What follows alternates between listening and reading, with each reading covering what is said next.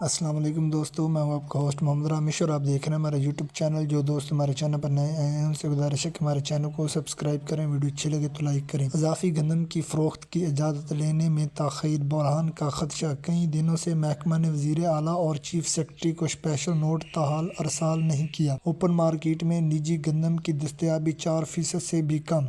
آئندہ 15 دن نہایت اہم۔ Control and command management Punjab بڑی الجھن کا شکار ہو گیا۔ کابینہ نے محکمہ کو 12 لاکھ ٹن گندم فروخت کرنے کی اجازت دی کر چکا۔ کابینہ اجازت کے تحت 1 لاکھ ٹن گندم کی گنجائش باقی رہ گئی۔ پنجاب کابینہ نے 22,68,000 ٹن گندم میں سے 12 لاکھ ٹن فروخت کی اجازت دی تھی۔ سندھ کی نئی گندم کی وافر دستیابی میں 10 دن باقی۔ پنجاب کی نئی گندم اپریل کے آغاز میں آئے گی۔ پنجاب کی یومیہ آٹا ضروریات کے لیے 30,000 ٹن گندم درکار۔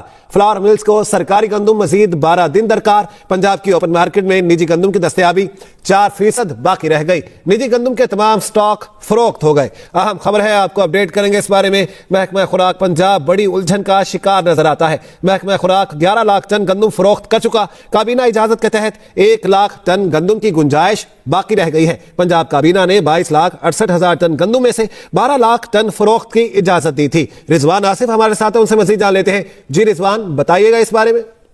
جی، محکمہ خوراک پنجاب جو ہے وہ گزشتہ 2 دن سے شدید الجھن کا شکار ہے۔ باقی صوبائی کابینہ نے محکمہ خوراک کو 22,68,000 ٹن میں سے 12 لاکھ ٹن گندم جو ہے وہ فلور ملز کو یا اوپن مارکیٹ میں سیل کرنے کی اجازت دی تھی۔